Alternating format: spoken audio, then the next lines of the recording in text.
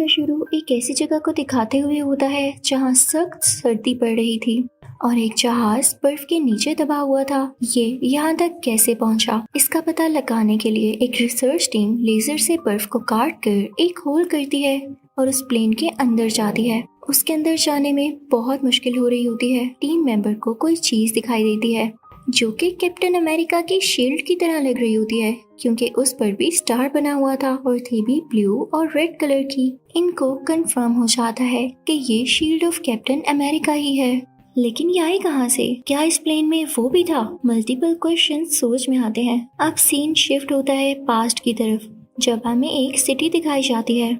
वहाँ German soldiers हुआ करते थे। वो अपने लीडर के कहने पर एक एंशिएंट और मिस्टीरियस चीज को ढूंढ रहे होते हैं। जब कोई भी उसको ढूंढ नहीं पाता तो आर्मी लीडर खुद ही एक प्रीस्ट से मिलने जाता है। वहाँ उसको एक फेक कॉस्मिक क्यूब मिलता है, जिसे उठाते हुए वो जान लेता है कि ये तो असली नहीं है। वो प्रीस्ट से पूछता है वो चीज कहाँ है जिसकी मुझे तलाश है। तो प्रीस्ट जब कोई उसे जवाब नहीं देता तो लीडर वो फेक क्यूब तोड़ देता है और उससे दोबारा पूछता है मुझे बताओ वो कहाँ है। प्रीस्ट उससे कहता है नहीं, वो तुम्हारे लिए नहीं है, क्योंकि तुम एक गॉड नहीं हो। उस चीज को सिर्फ गॉड ही हासिल कर सकता है, क्योंकि उसी में इतनी ज्यादा पावर बर्दाश्त करने की एनर्जी होती है। जब प्रीस्ट उसे कुछ नहीं बताता तो वो खुद ही अपनी नजर इधर उधर दौड़ाने लगता है। उसे एक दीवार कुछ अजीब सी लगती है जिसमें एक बटन लगा होता है। वो उसको प्रेस करता है तो उसमें से एक बॉक्स बाहर आता है। उसके अंदर रियल कॉस्मिक क्यूब होता है जिससे लाइट निकलने लगती है। अब यहाँ भी सीन चेंज हो जाता है। पिछले वाक्य को पूरा 1 साल गुजर गया होता है। यहाँ हम बहुत सारे लड़कों को देखते हैं जो कि एक ही एज के होते हैं। वहाँ एक लड़का और भी होता है जिसका नाम होता है स्टीव। ये इस मूवी का मेन कैरेक्टर भी है। अब स्टीव का ख्वाब ये था कि वो आर्मी में जाए, लेकिन कुछ डिजीजेस की वजह से उसको सिलेक्ट नहीं किया जाता। अब स्टीव एक ऑफिसर से मिलता है जिसका नाम बकी बार्न्स होता है। स्टीव उसे बताता है कि मैं आर्मी में जाना चाहता था, पर कभी ऐसा नहीं हुआ कि मैं सिलेक्ट हो जाऊं। बार बार मुझे रिजेक्ट कर दिया जाता था। तो बार्न्स उसे बताता है कि आज रात मैं तुम्हें एक ऐसी चीज दिखाऊंगा जिसे देखकर तुम खुश हो जाओगे। एक ऐसा फेस्टिवल जिसमें तुम्हें फ्यूचर की हर चीज देखने को मिलती है। अब वो लोग रात को वहाँ जाते हैं और एंजॉय भी करते हैं। वहीं पर उनको एक मिस्टीरियस आदमी दिखता है, लेकिन वो लोग अपना फन कंटिन्यू रखते हैं। यहाँ एक आर्मी ग्रुप की पिक्चर में खुद को देखते हुए स्टीव बार्न्स से फिर से कहता है क्या कभी मैं आर्मी में जा सकूंगा? मेरे अंदर अपनी कंट्री के लिए लड़ने के लिए बहुत ज्यादा पैशन है और मुझे यकीन है इतना पैशन किसी में भी नहीं। तो बार्न्स उससे कहता है तुम बीमार हो स्टीव। अब इनकी ये बातें वहाँ एक ग्लासेस वाला डॉक्टर भी सुन लेता है। खैर उसी वक्त स्टीव को पता चलता है कि फ्यूचर के लिए आर्मी सिलेक्शन हो रही है। वो फौरन से जाकर फॉर्म जमा कराता है, लेकिन वहाँ पर जो आदमी होता है उसे रिजेक्ट कर देता है कि तुम्हारे फॉर्म से पता चला है कि तुम बार बार रिजेक्ट हुए हो, तो जरूर कोई ना कोई वजह होगी ना। लेकिन तभी वहाँ वो डॉक्टर आते हैं जिन्होंने उनकी बातें सुनी थी। वो डॉक्टर एक साइंटिस्ट भी थे। वो स्टीव से इंटरव्यू लेते हैं और उसके फॉर्म पर 1A लिखते हैं, यानी फर्स्ट एवेंजर कैप्टन अमेरिका, जिसके बारे में स्टीव खुद भी गेस नहीं कर पाता।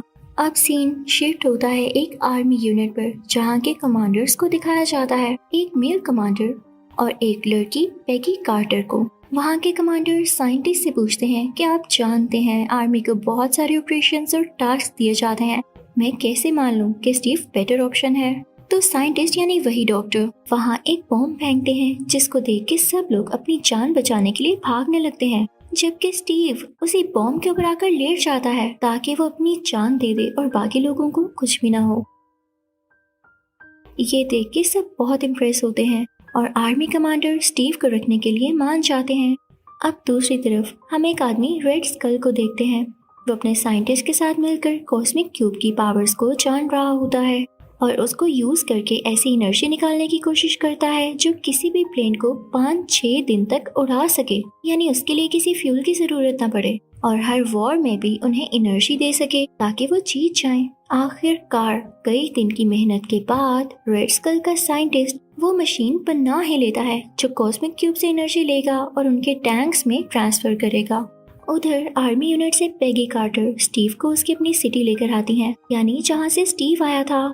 क्योंकि यहाँ पर ग्लासेस वाले डॉक्टर की एक बहुत ही आला मशीन थी जो कि किसी भी इंसान की ताकत को बढ़ा सकती थी और ये आर्मी पर्पस के लिए ही बनाई गई थी। इस मशीन का क्रिएटर वही मिस्टीरियस आदमी था जिसको हमने फेस्टिवल में देखा था।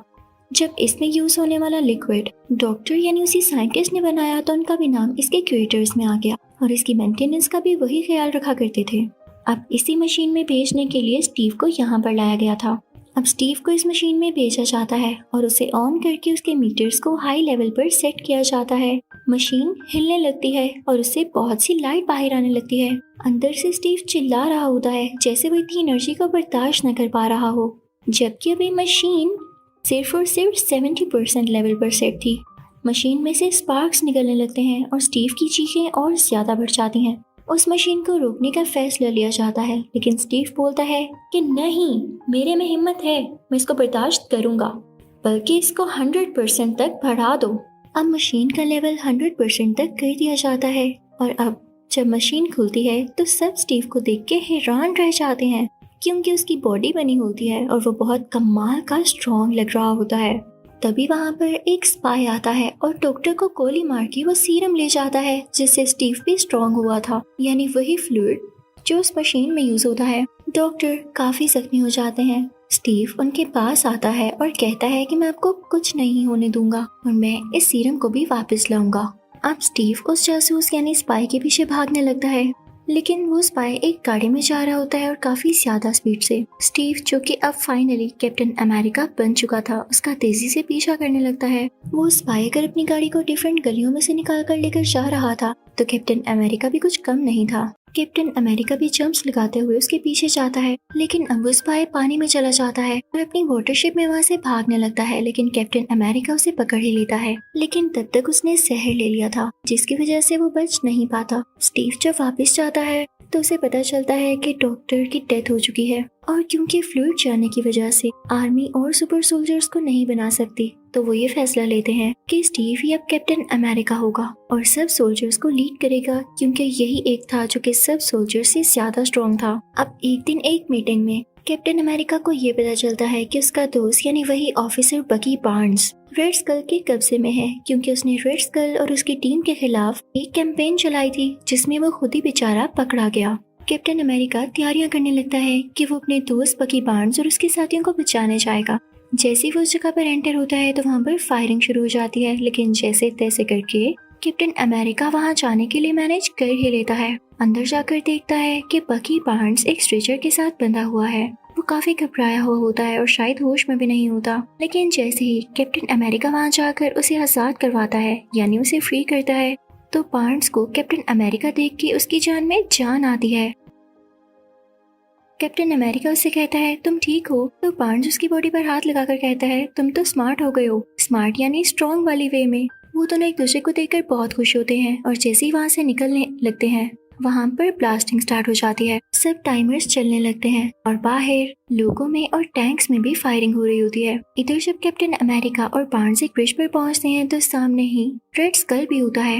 रेड स्कल कैप्टन अमेरिका की तरफ बढ़कर उसे मारने वाला होता है, लेकिन कैप्टन अमेरिका यानी स्टीव अपनी शील्ड आगे कर देता है, जिससे रेड स्कल को बहुत गुस्सा आता है और वो अपना मास्क उतारकर नीचे आग में फेंक देता है, जिससे उसका रेड फेस साफ नजर आने लगता है। इसी के साथ ही रेड स्कल उस ब्रिज को अलग-अलग करता है ताकि कैप्टन अमेरिका और बार्न्स आगे ना आ सकें, और फिर वो अपने साइंटिस्ट को लेकर वहाँ से भाग जाता है। अब कैप्टन अमेरिका बार्न्स और उसके साथियों को बचाकर वापस आर्मी यूनिट ले आता है, जिसे देखकर कमांडर भी और बाकी सारे लोग भी बहुत खुश होते हैं। कैप्टन अमेरिका को बहुत अप्रिशिएट किया जाता है और इसी खुशी में एक पार्टी भी रखी जाती है, जिस पार्टी में कैप्टन अमेरिका वहाँ के सब सोल्जर्स को बताता है कि जब मैं बार्न्स को बचाने गया तो उस रूम में जहाँ बार्न्स को कैद करके रखा गया था, मैंने एक मैप देखा था जिस पर रेड स्कल ने कुछ कंट्रीज के फ्लैग्स बनाए हुए थे और इसका यही मतलब है कि वो हमारे बाद इन कंट्रीज पर अटैक करेगा, तो हमें इसके लिए ध्यान से रहना होगा और क्यों ना हम उन कंट्रीज को बचाएं। इससे हमारी इज्जत बढ़ेगी और लोग हम पर ट्रस्ट करने लगेंगे। इससे बड़ी बात क्या होगी।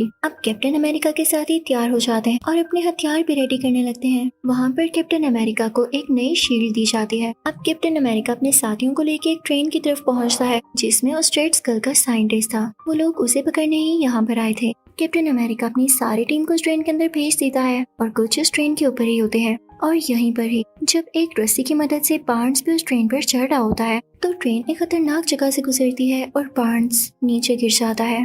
अब रेड स्कल का साइंटिस्ट इनके कब्जे में होता है। कमांडर जब उसे क्वेश्चनिंग करने लगता है तो इनको ये पता चलता है कि वाकई रेड स्कल ने उन कंट्रीज पर अटैक करने के लिए बहुत सारी प्लानिंग कर रखी है जिसका डाटा उनकी बेस पर है। तो कैप्टन अमेरिका देर ना करते हुए अपने साथियों से कहता है कि हम वहाँ पर बाइक्स पर जाएंगे और वो जंगलों से होता हुआ सुनसान इलाकों से होता हुआ बाइक्स पर बड़े मजे से उनकी बेस पर जाने लगता है। अब बहुत एफर्ट के बाद कैप्टन अमेरिका और उसके साथी उस बेस तक पहुंच जाते हैं जहां पर रेड स्कल को इनके आने की खबर पहले से हो चुकी थी। उसने अपना प्लेन रेडी कर लिया होता है और वहां से निकलने वाला होता है, लेकिन कैप्टन अमेरिका उसको ऐसे कैसे जाने दे सकता था। तो वो भी एक गाड़ी लेता है और अपने साथियों के साथ उसका पीछा शुरू कर देता है। उस कार में वो कमांडर और पैगी कार्टर भी होते हैं। कैप्टन अमेरिका इतनी तेज गाड़ी चलाता है कि उस प्लेन तक पहुंच ही जाता है। कैप्टन अमेरिका चुपके से उसके प्लेन के अंदर जाता है और उसे ढूंढने लगता है, लेकिन तभी रेड स्कल पीछे से आकर उस पे वार करता है। उसके हाथ में एक लेजर गन होती है जिससे वो उसे शूट करने लगता है, लेकिन कैप्टन अमेरिका इस चीज को लेकर बहुत अटेंटिव था तो वो अपनी शील्ड से उस लेजर के वार को रोकता रहता है। अभी रेड स्कल आगे आता है और उसे टांगों से पकड़कर नीचे गिराता है। कैप्टन अमेरिका भी ऐसे ही करता है। वो एक दूसरे को कमर और टांगों से पकड़ कर गिरा रहे होते हैं। रेड स्कल पे कुछ कम नहीं था और वो भी आगे से बराबर वार कर रहा था। तो कैप्टन अमेरिका उसे उठाकर उसकी मशीनरी पर फेंकता है जिससे जहाज का सारा सिस्टम खराब होने लगता है और वो नीचे की तरफ जाने लगता है। अब रेड स्कल कैप्टन अमेरिका को धकेलते हुए यानी उसे पुश करते हुए रेंगता हुआ कंट्रोलिंग सिस्टम तक जाता है और वहाँ की सेटिंग करके जहाज को फिर से ठीक उड़ाने लगता है और फिर से कैप्टन अमेरिका की तरफ अपनी लेजर गन के साथ आता है और उससे कहता है तुम्हारी हिम्मत कैसे हुई। लेकिन कैप्टन अमेरिका रोल होते हुए अपनी जान बचाता है और फिर से अपनी शील्ड का यूज करते हुए उसके लेजर शॉट्स को रोकता है। लेकिन इसी दौरान वो कॉस्मिक क्यूब भी हिल जाता है और नीचे गिरने वाला होता है कि तभी रेड स्कल उसे उठा लेता है, लेकिन उसमें इतनी ज्यादा एनर्जी थी कि वहाँ पर स्पार्क्स होने लगते हैं क्योंकि रेड स्कल की बॉडी के अंदर तक जाते हैं। फिर हम देखते हैं कि रेड स्कल इसी के साथ ही गायब हो गया है। शायद वो इसकी एनर्जी को वाकई बर्दाश्त ही नहीं कर सका और कॉस्मिक क्यूब जब प्लेन के नीचे गिरता है तो वहाँ की रोड्स को पिघलाता हुआ प्लेन से नीचे ही गिर जाता है। अब कैप्टन अमेरिका वहाँ के कंट्रोलिंग सिस्टम पर आता है जहाँ पर उसे पता चलता है कि रेड स्कल इसी प्लेन के जरिए ही बाकी कंट्रीज पर अटैक करने वाला था क्योंकि इसमें बॉम्ब्स भी पड़े हुए थे और मिसाइल्स भी थे। कैप्टन अमेरिका सोचता है कि मेरे पास और कोई चारा नहीं रहा, अगर टाइम खत्म हो गया तो प्लेन अपने आप उस जगह पर मिसाइल छोड़ने लगेगा और मैं नहीं चाहता कि मेरी कंट्री तबाह हो जाए। तो वो अपनी जान सेक्रीफाइस करने का डिसीजन लेता है ताकि वो इस पूरे प्लेन को क्रैश कर देगा किसी ऐसी एरिया में जहाँ पर बर्फ ही बर्फ हो और ब्लास्ट हो तो सिर्फ उसी जगह तक हो और किसी पॉपुलेशन को या किसी इंसान को कोई नुकसान न पहुंचे। तो वो साथ ही पैगी कार्टर को कॉल करता है और उसे सब कुछ बताता है कि पैगी मैं अपनी जान कुर्बान कर रहा हूँ। यहाँ पर पैगी काफी उदास हो जाती है, शायद वो उसे पसंद करने लगी थी और ना भी पसंद करती हो, ये सीन था ही इतना इमोशनल। और फाइनली कैप्टन अमेरिका आर्कटिक के उसी इलाके में नई प्लेन क्रैश कर देता है। तभी तो हमने मूवी की स्टार्टिंग में देखा एक रिसर्च टीम को बर्फ के अंदर ये प्लेन कैप्टन अमेरिका की शील्ड मिली थी जो कि इसी वाकये यानी सीन से कनेक्टेड थी। तभी हम उस मशीन के क्रिएटर को देखते हैं, उनको पानी में से वो कॉस्मिक क्यूब मिल जाता है तो वो कहते हैं अगर कॉस्मिक क्यूब मिल सकता है तो हमारा कैप्टन अमेरिका क्यों नहीं। जल्द ही वो रिसर्च टीम कैप्टन अमेरिका को भी ढूंढ लेती है, उन्हें होश में लाया जाता क्योंकि अब 70 साल गुजर चुके थे। कैप्टन अमेरिका होश में आने के बाद बिल्कुल ठीक ठाक था क्योंकि उसमें उसी सीरम की पावर्स जो थी। तो उसको जिस रूम में रखा जाता है रूम का सारा सेटअप भी पुराना होता है, इवन उसके पास रेडियो भी बड़ा होता है ताकि कैप्टन अमेरिका को कुछ अजीब कि वो अचानक से फ्यूचर में कैसे आ गया। लेकिन रेडियो पर जिस मैच की कमेंट्री चल रही होती है कैप्टन अमेरिका कहता है इस मैच में तो मैं खुद बैठा हुआ था तो इसकी कमेंट्री लाइव कैसे चल रही है। वो भाग कर बाहर जाता है, तभी उसे एक आदमी मिलता है और कहता है अरे तुम बाहर आ गए, हमने सोचा था हम तुम्हें आहिस्ता आहिस्ता बताएंगे ताकि तुम घबराओ नहीं। तो चलो तुमने पता लगा ही लिया है तो इसको समझ भी जाना। मुझे अच्छा लगा कि तुम इतने ज्यादा समझदार हो। इसी के साथ इस मूवी का यानी कैप्टन अमेरिका का पार्ट 1 खत्म हो जाता है। Thank you for watching.